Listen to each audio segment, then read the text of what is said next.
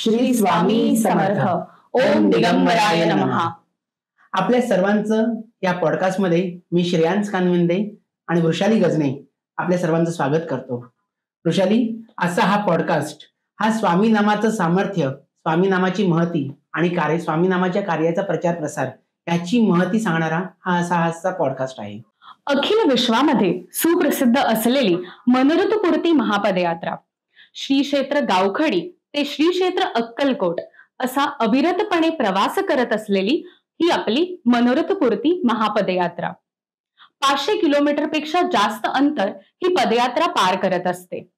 ही पदयात्रा शिस्तबद्ध पदयात्रा म्हणून याच्याकडे पाहिले जाते. ही पदयात्रा म्हणजे अक्कलकोटमध्ये प्रवास करणारी सर्वात मोठी पदयात्रा म्हणून याचे वैशिष्ट्य आहे. ही पदयात्रा चालताना नेहमी 2-2च्या रांगेमध्ये चालते. यामुळेच वाहतुकीला अथवा इतर कोणताही अडथळा निर्माण होत नाही. या पदयात्रेमध्ये सद्गुरू श्री दास दिगंबर स्वामी आपल्या सर्व पदयात्रींसोबत मार्गक्रमण करत असतात. स्वामी नामाचा जयघोष करत ही पदयात्रा मार्गस्थ होत असते. पण वृषाली, आता तू जे वर्णन केलंस ते वर्णन ऐकल्यावरती माझ्या समोरून पदयात्रेचं मनमोहक असं दृश्य तयार झालं आणि माझ्या मनात अनेक प्रश्न तयार झाले. ही पदयात्रा कशी आणि केव्हा सुरू झाली? या पदयात्रेचा नक्की आरंभ कसा आणि केव्हा झाला? या पदयात्रेला महापदयात्रा आणि मनोरथपूर्ती महापदयात्रा असं का म्हटलं जातं? श्रेयांश, आपण या सर्व प्रश्नांची उत्तरे गुरुदेव श्री दास दिगंबर स्वामी यांच्या वाणीतून ऐकण्याचा अनुभव करूयात. चला तर मग स्वागत करूया गुरुदेव सद्गुरू श्री दास दिगंबर स्वामींचं. गुरुदेव, आज आपण या पॉडकास्ट मध्ये आलात, आपलं हार्दिक स्वागत करतो. श्री स्वामी समर्थ. आज या पॉडकास्ट मध्ये श्री स्वामी समर्थ नामाचा प्रचार प्रसार, श्री स्वामी समर्थ नामाची महती आणि श्री स्वामी देवांचा सामर्थ्य याबद्दल आपण आज आम्हाला सगळ्यांना माहिती देणार आहे. आपण या पॉडकास्टला तर सुरुवात करूया. गुरुदेव, आपल्या आधीच्या व्हिडिओ आणि पॉडकास्टमध्ये आपण श्री स्वामी समर्थ देवांना प्रार्थना केली होती की माझ्या बाबांना दृष्टिदान दिलं तर मी आपल्या गावखडी मठापासून अक्कलकोट पर्यंत चालत येईल. हे काय रहस्य आहे गुरुदेव? श्री स्वामी समर्थ. खरं तर गावखडी मठाची स्थापना झाली म्हणजे स्वामींच्या पादुकांची स्थापना झाली, स्वामींच्या चैतन्य पादुकांची स्थापना झाली. आणि त्या सोहळ्यामध्ये आपण ऐकलं की सर्वजण त्याचा आनंद घेत होते आणि फक्त माझ्या मागे बसलेले माझे बाबा त्या सोहळ्याचा पूर्ण आनंद घेऊ शकत नव्हते आणि त्याचं दुःख माझ्या अंतरामध्ये होतं. आणि स्वामींनीच ती केलेली लीला आहे. त्यानेच माझ्या मुखातून त्यांच्या चरणी ती प्रार्थना करून घेतली, साद घालून घेतली की स्वामी, आपण आजपर्यंत असंख्य लीला केल्या आहेत, आपण असंख्य भक्तगणांचं मनोरथ सिद्ध केलं आहे, असंख्य जीवांना आपण संजीवन दिलं आहे, तरी जर माझ्या बाबांना आपण दृष्टिदान दिलं तर इथपासून म्हणजे गावखडीपासून आपल्या मूळ स्थानापर्यंत अक्कलकोटपर्यंत मी आपल्या नामाचा जयघोष करत पायी चालत येईन. हीच ती साध होती स्वामींना घातलेली. आणि काय झालं की ती साध मी मनात घातली नव्हती, सगळ्यांच्या साक्षीनं घातली होती. तर सगळ्यांनी ऐकलं होतं ते. माझ्या मागे बसलेल्या माझ्या बाबांनी सुद्धा ते ऐकलं. आणि काय झालं की स्वामींच्या पादुकांची स्थापना झाली, झालं बाबा चला. आणि दिवस चालले आहेत, महिने चालले आहेत, 2-3 महिने झाले असतील. आणि गावामध्ये आमच्या साहजिकपणे कुजबूज सुरू झाली लोकांची. अरे, असं कोणी डॉक्टरांनी नाही सांगितलेलं असताना सुद्धा असा यांचा कोणता देव आहे बाबा हा की जो यांच्या वडिलांना दृष्टिदान देणार? असं कुठे होतं का? हे स्वतःला सुशिक्षित समजतात आणि अशा प्रकारे अंधश्रद्धेचा याने बाजार घातलाय की काय, अशी चर्चा गावामध्ये सुरू झाली. आणि आपल्याला सांगतो की आमचं घर जे आहे ते रस्त्याला लागूनच आहे, त्यामुळे रस्त्यावर कोण बोललं ना तर घरामध्ये ऐकायला येतं.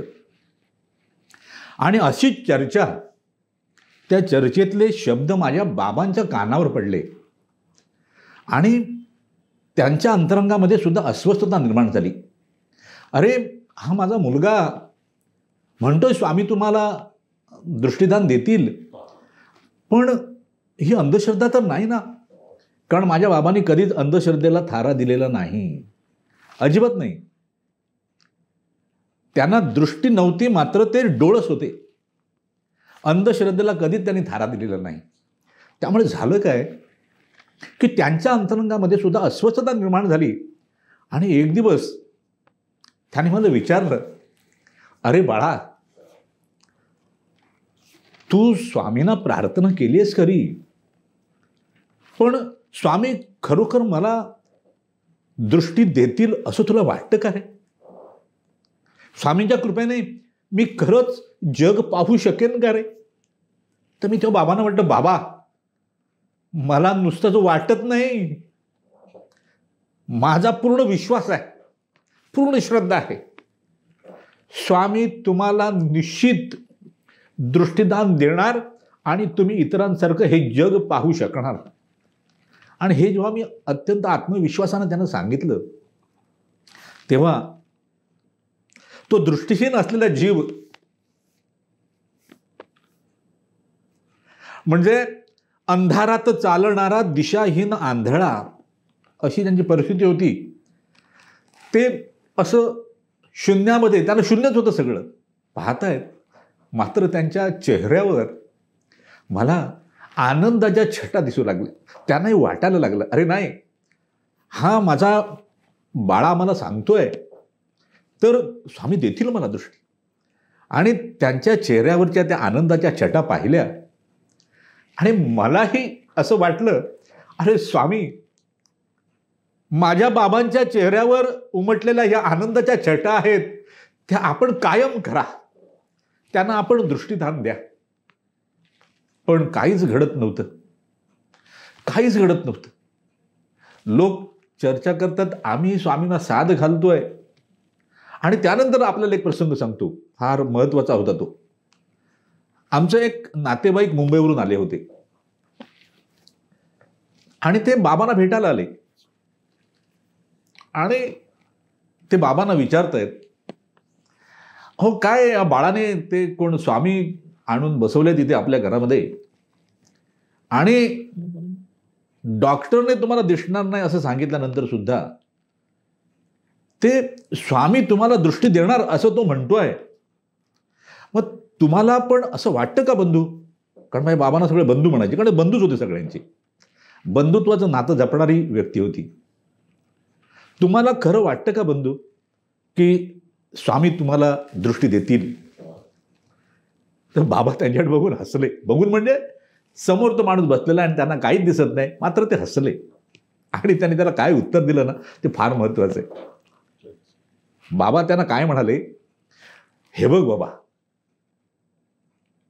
मला स्वामी दृष्टी देतील की नाही मला ठाऊक नाही, पण माझ्या बाळाची तीव्र इच्छा आहे की स्वामीने मला दृष्टिदान द्यावी. त्यामुळे एक वेळ मला दृष्टी देतील की ना मला माहीत नाही, पण माझ्या बाळाची इच्छा ते निश्चितपणे पूर्ण करतील. काय आहे स्वामी भक्त हो, हा जो विश्वास आहे ना, तो जीवनामध्ये अत्यंत महत्त्वाचा आहे, अत्यंत महत्त्वाचा आहे.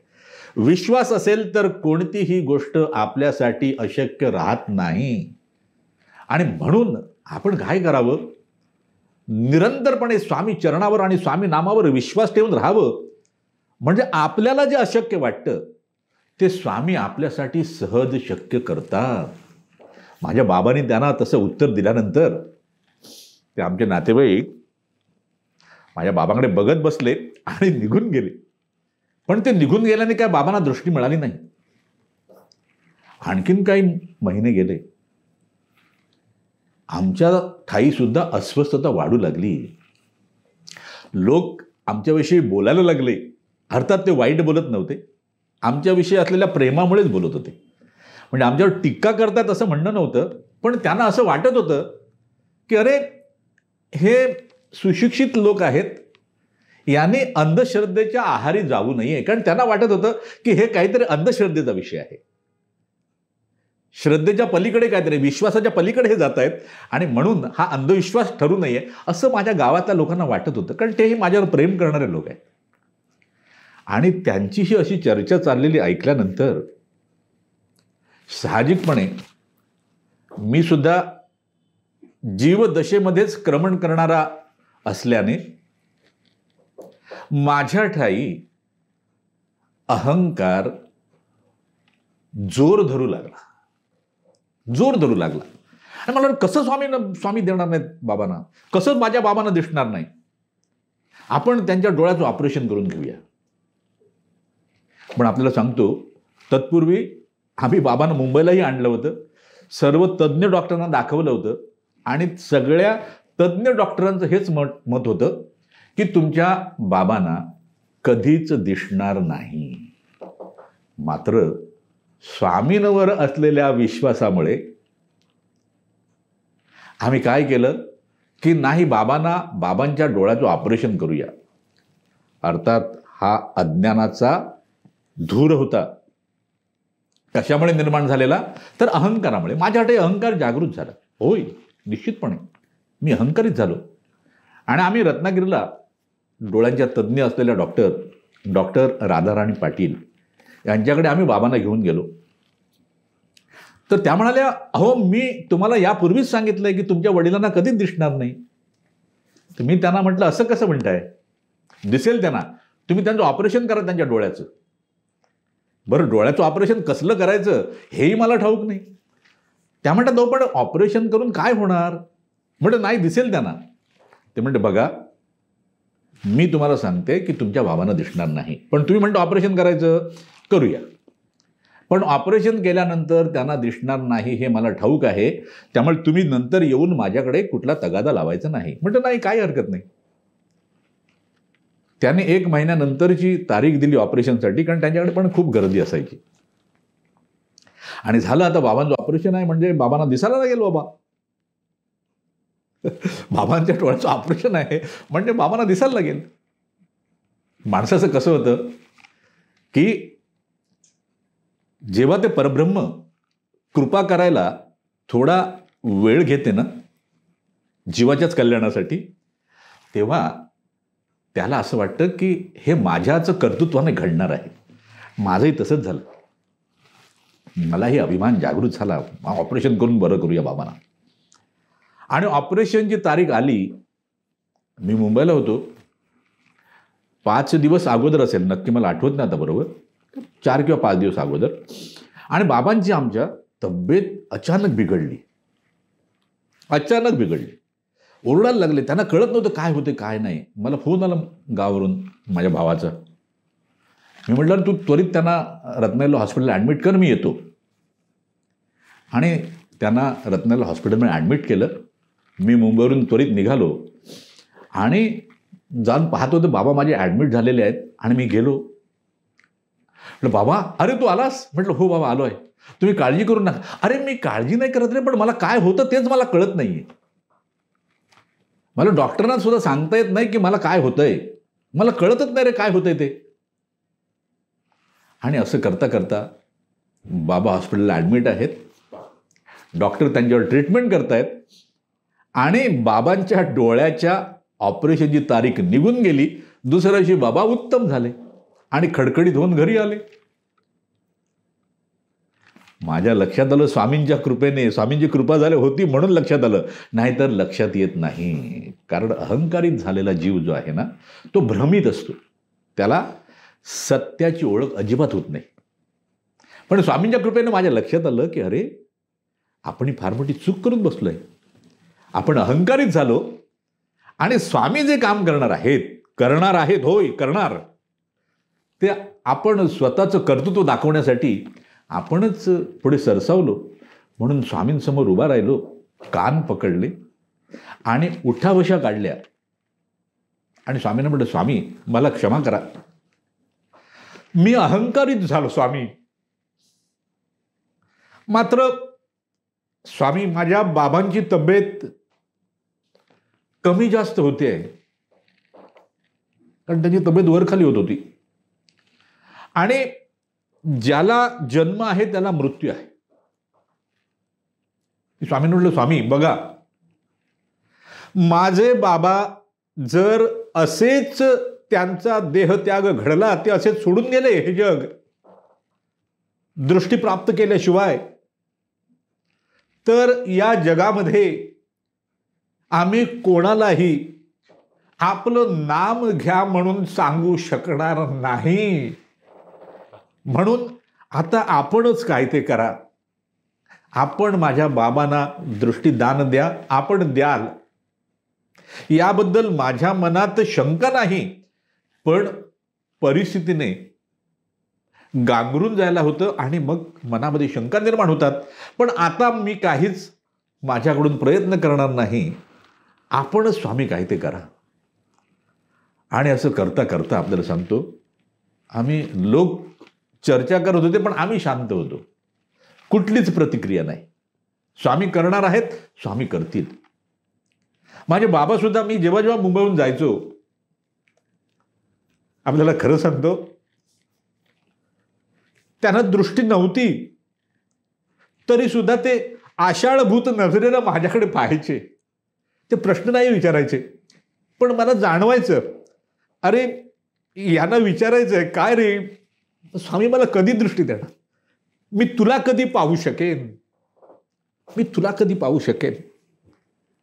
आणि स्वामींना प्रार्थना चालू आहे. आणि असं करता करता गणेशोत्सव आला. भाद्रपद महिना आला. भाद्रपद चतुर्थीला गणेशोत्सव. त्यावेळेला आमच्या गावामध्ये गणेशोत्सव फार मोठ्या प्रमाणात साजरा व्हायचा. घरगुती गणपती, प्रत्येकाच्या घरी गणपती. आणि त्या गणेशोत्सवामध्ये गावखडी गावामध्ये गणपती पाहायला आजूबाजूच्या गावातल्या लोकांच्या रांगा लागायच्या. एवढ्या मोठ्या प्रमाणात गणेशोत्सव संपन्न व्हायचं. त्यामुळे मी सुद्धा गणेशोत्सवासाठी गेलो. गणपती बाप्पांना आम्ही आणलं घरी आनंदाने. त्यांची स्थापना झाली. स्वामी मागे बसल्यात, त्यांच्या पुढे गणपती बाप्पा बसलेले आहेत. आणि सहजपणे मी बाबांना म्हटलं, बाबा चला आपण गणपती बाप्पांच्या आणि स्वामींच्या समोर बसूया. तिथे खुर्ची ठेवली, बाबांना त्याच्यावर आणून बसवलं. आणि मी बाबांना सहजगत्या सांगतोय की आज स्वामींनी कुठली शॉल परिधान केली आहे, गणपती बाप्पाने कोणते अलंकार परिधान केलेले आहेत, त्यांचं कसं पूजन केलेलं आहे. आणि असं सांगतोय मी त्यांना सहजगत्या.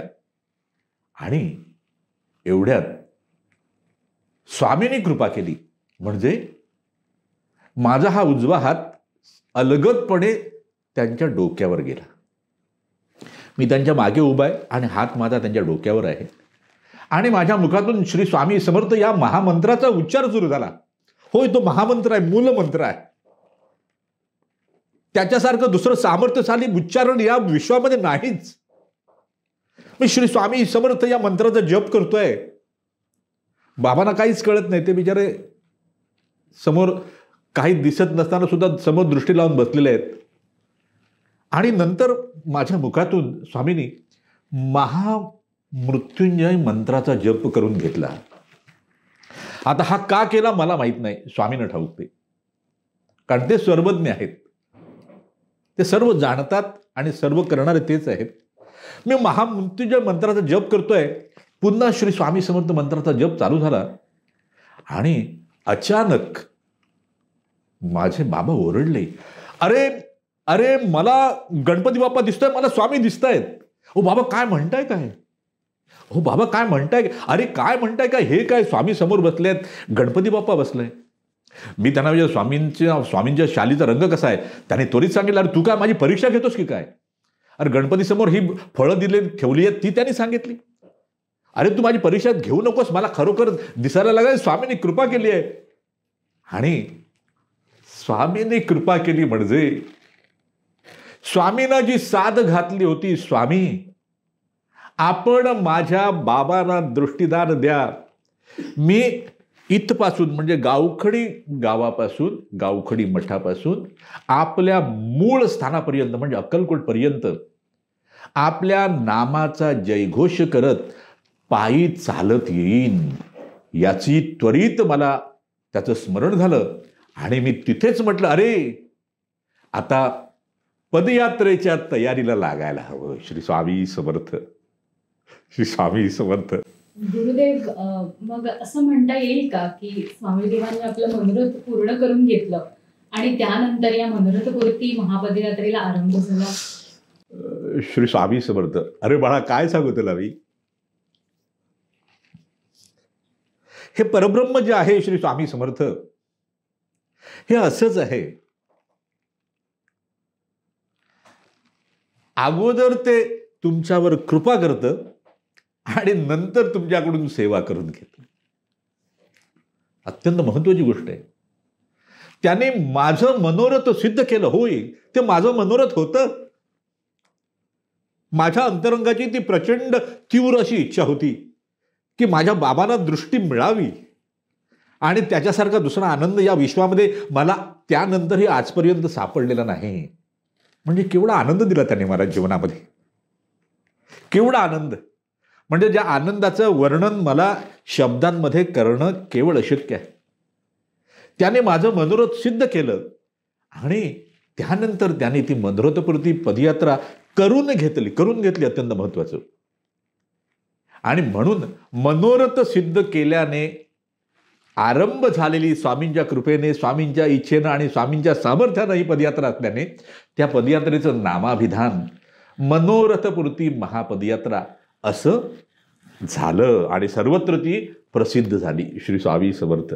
गुरुदेव, ह्या मनोरथपूर्ती महापदयात्रेमध्ये जे पदयात्री चालतात त्यांचं मनोरथ पूर्ण होतं का? श्री स्वामी समर्थ. ही मनोरथपूर्ती महापदयात्रा जी आहे ती मला वाटलं म्हणून काही आरंभ झालेली नाही. मला वाटलं पदयात्रा सुरू करूया आपण म्हणून काही आरंभ झालेली नाही. स्वामीनेच त्याचं कारण निर्माण केलं. माझ्या बाबांना दृष्टीदान दिली आणि त्या कारणाबर हुकूम त्यांनी हे पदयात्रेचं कार्य करून घेतलं. म्हणजे ही पदयात्रा कोणाची आहे तर त्या परब्रह्म श्री स्वामी समर्थांची आहे. त्यामुळे होतं काय की या पदयात्रेमध्ये निरंतरपणे स्वामीदेव चालत असतात. आपल्या भक्तांवर कृपेचा वर्षाव करीत असतात. आणि या पदयात्रेचं वैशिष्ट्यच आहे की या पदयात्रेमध्ये जो जो सहभागी होतो त्या प्रत्येकाचं मनोरथ सिद्ध होतो असा स्वामी भक्तांचा अनुभव आहे. होय, मनोरथ सिद्ध होतो बाबा, निश्चितपणे होतं. मात्र पदयात्रा सुरू करताना ती कशी करायची बाबा, कारण पदयात्रेबद्दल आम्हाला काहीच ठाऊक नव्हतं. मी आयुष्यात कधीच कुठल्या पदयात्रेत चाललेलं नाही. आपल्याला सांगतो, मी फक्त एकदा साईबाबांची शिर्डीला जाणारी पदयात्रा मुंबईहून ती एकदा पाहिली होती लांबून. त्यामध्ये मी चाललेला नव्हतो, मला ते माहीत नाही. लक्षात आलं ना. त्यामुळे मग ती पदयात्रा एकट्याने करायची, कोणाला सोबत घेऊन करायची, कसं करायचं हा प्रश्न होता. श्री स्वामी समर्थ.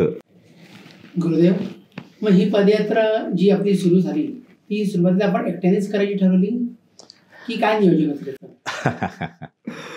खरं सांगू का, जसा पदयात्रेचा आरंभ हा स्वामीदेवांच्या कृपेने झाला, त्यांच्या इच्छेने आणि सामर्थ्याने, तसंच या पदयात्रेचं पूर्ण नियोजन जे आहे ती त्यांचीच लीला आहे. त्यामुळे त्या नियोजनामध्ये बाबा आम्ही काहीतरी नियोजन केलं असं म्हणण्याचं काही कारणच नाही. मात्र आपल्याला सांगतो, ज्या वेळेला ही वार्ता सगळी पसरली स्वामी भक्तांमध्ये की अरे यांच्या अंध वडिलांना स्वामींनी दृष्टीदान दिली आणि अनेक स्वामी भक्तांना ठाऊक होतं की मी स्वामीचरणी माझं काय मनोरथ ठेवलं आहे. त्यामुळे अनेक ज्येष्ठ नागरिक आणि ज्येष्ठ स्वामी भक्त मला भेटले आणि त्यांनी मला सांगितलं की तुम्ही असं चाला, तुम्ही एकटे निघा, मग दिवसाचं चाला, रात्री प्रवास करू नका, सावकाश जा, स्वामी नाम घेत राहा. अर्थात हे त्यांनी प्रेमापोटी सांगितलं. मात्र त्यांना स्वामी देवांचं काय नियोजन आहे याची कल्पना नव्हती. ह्यात लगा. आणि स्वामीदेवाने माझ्या ठाई काय विचार टाकला की अरे बाबा, मनोरथ जरी माझं सिद्ध झालं असलं तरी हा स्वामी कृपेचा महासागर आहे. आणि मग त्या स्वामी कृपेच्या महासागरामध्ये मी एकट्यानेच जाऊन पोहत राहण्याच्या ऐवजी, डुंबण्याच्या ऐवजी माझ्यासोबत इतरांना सुद्धा जर ही संधी प्राप्त झाली की त्या महासागरामध्ये डुंबण्याची, त्या अमृत सागरातील एक एक थेंब प्राशन करण्याची, तर ते विश्वकल्याणासाठी अति उत्तम असं कार्य घडेल. आणि स्वामी नामाचा जो जयघोष आहे तो मी एकट्याने केला तर आजूबाजूलाच ऐकायला जाईल. असंख्य स्वामी भक्त जर माझ्यासोबत असतील तर तो जयघोष कदाचित स्वामींच्या कृपेने, कदाचित हा माझा प्रश्न, माझा शब्द, स्वामींच्या ठिकाणी कदाचित काहीच नाही, ठाम असतं तिथे, होय, अखिल विश्वामध्ये त्याचा जयघोष जाईल आणि विश्व कल्याणाचं कार्य घडेल.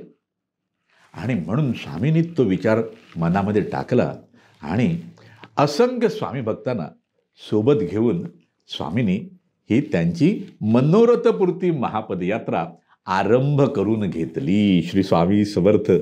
मग स्वामी भक्तांनी ही पदयात्रा संपूर्ण चालायची गरज आहे का? श्री स्वामी समर्थ. हा फार सुंदर प्रश्न आहे. खरं काय आहे की ही परब्रह्म श्री स्वामी समर्थांची पदयात्रा असल्याने, मगाशी मी म्हटलं तसं, या पदयात्रेमध्ये त्या परब्रह्माचं निरंतरपणे वास्तव्य अनुभवता येतं. होय, ते तिथे उपस्थित असतात आणि निरंतरपणे या पदयात्रेवर ते आपल्या कृपेचा वर्षाव करीत असतात. त्यामुळे काय होतं की जो जो भक्त या पदयात्रेमध्ये गावखडी ते अक्कलकोट असं क्रमण करतो त्याला त्यांची पूर्ण कृपादृष्टी प्राप्त होते. मात्र आता काय होतं की काही भक्तगणांना एवढं पूर्ण चालणं शक्य होत नाही.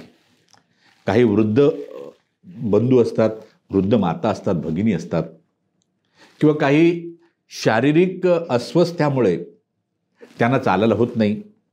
अशा भक्तगणांना काय पर्याय ठेवला आहे स्वामींनी की त्यांनी पदयात्रेमध्ये सहभागी व्हायचं गावखडीला आणि जेवढं चालता येईल तेवढं चालायचं. जेव्हा चालणं शक्य होत नसेल तेव्हा स्वामींच्या पदयात्रेसोबत स्वामींचा प्रपंच रथ असतो, ज्यामध्ये प्रपंचाला लागणाऱ्या सगळ्या वस्तू ठेवलेल्या असतात, भोजनापासून सगळ्या. आणि त्या प्रपंच रथामध्ये जागा असते. ज्यांना चालणं शक्य नाही त्यांनी जाऊन त्या प्रपंच रथात बसायचं. मात्र प्रपंच रथात बसलं तरी प्रापंचिक चर्चा करायच्या नाहीत. निरंतरपणे श्री स्वामी समर्थ नामामध्ये राहायचं. म्हणजे पदयात्रेचं पुण्य पदरात पडतं. म्हणजे पूर्ण चालायला हवं का? नाही. त्या मार्गावर आपण स्वतःला स्वामी नामाशी जोडलेलं ठेवायचं. स्वामी नामाच्या महासागरामध्ये पोहत राहायचं. स्वामी निश्चितपणे भक्तगणांचं मनोरथ सिद्ध करतात. त्याचबरोबर आम्ही स्वामी भक्तांना काय सांगतो, ज्यांना 18 दिवस पदयात्रा असते, शक्य होत नाही, त्यांनी पहिल्या दिवशी गावखडीला आरंभाला यायचं. त्या आरंभ सोहळ्यामध्ये सहभाग घ्यायचा. पहिला दिवस चालायचं आणि शेवटचा दिवस जो आहे, ज्या दिवशी अक्कलकोटमध्ये प्रवेश असतो, त्या दिवशी सकाळी त्या स्वामी भक्तांनी पदयात्रेमध्ये सहभागी व्हायचं आणि अक्कलकोटमध्ये प्रवेश करायचा. म्हणजे स्वामी आपल्यावर निश्चितपणे कृपा करतील. मात्र त्यामध्ये अत्यंत महत्त्वाचा भाग काय आहे तर स्वामी चरणावर आणि स्वामी नामावर आपला दृढ विश्वास हवा आणि या पदयात्रेचं महात्म्य आपल्याला कळलेलं असायला हवं. कळलेलं असायला हवं. ते जर कळलं तर आपण प्रत्येक पाऊल जे आहे आपलं ते स्वामी चरणाच्या दिशेने पडतं आणि स्वामीदेव आपल्यावर निश्चित कृपा करतात. श्री स्वामी समर्थ. गुरुदेव, या पदयात्रेमध्ये स्वामी आपल्या भक्तांचे भोग संपवतात, हे खरं आहे का? अगदी 100% खरं आहे. एक लक्षात घ्या, भोग म्हणजे काय आहे तर आपल्याच मागील कर्मांमुळे आपल्याला प्राप्त झालेलं फलस्वरूप प्रारब्ध. म्हणजे आपल्याच मागील कर्मांचं फळ आपल्यासमोर जेव्हा येऊन उभं राहतं तेव्हा आपण त्याला प्रारब्ध म्हणतो आणि त्यालाच आपण भोग म्हणतो. आणि स्वामींनी सुद्धा म्हटलं, अरे भोग भोगून संपवावे, भोग भोगून संपवावे. मग भोग भोगून संपवताना नक्की काय होतं याचं गणित सगळ्यांना ठाऊक नाही.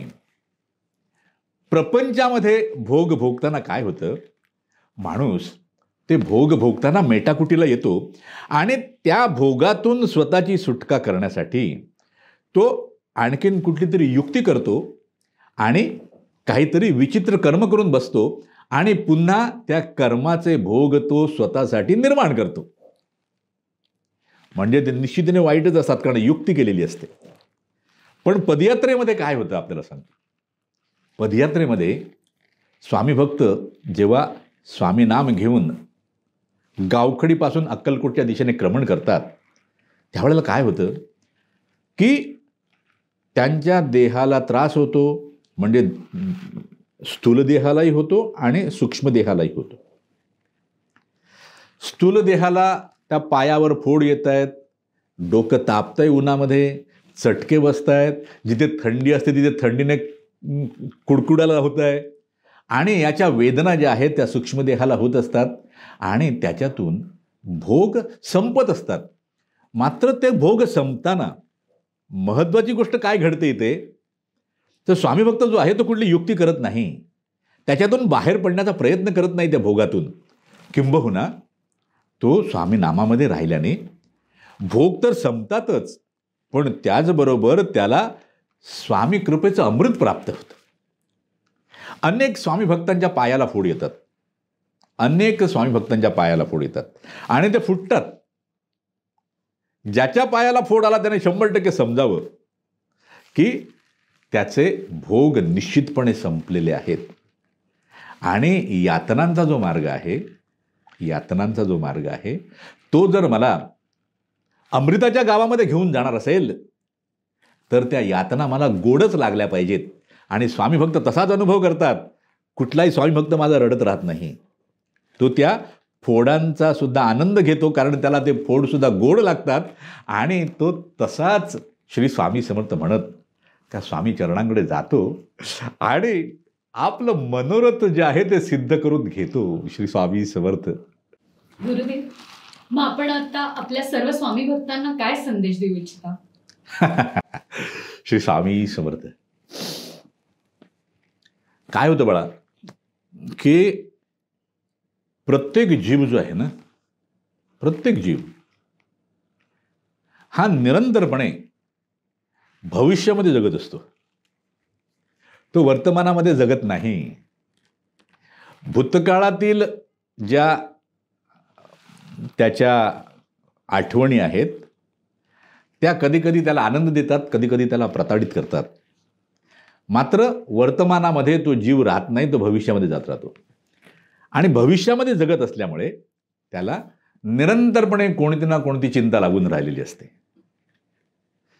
कारण भविष्य काळाचं महत्त्व काय आहे की तो कधीच भेटत नाही. आजपर्यंत भविष्यकाळ कोणालाच भेटलेला नाही, भेटलाय तो वर्तमान.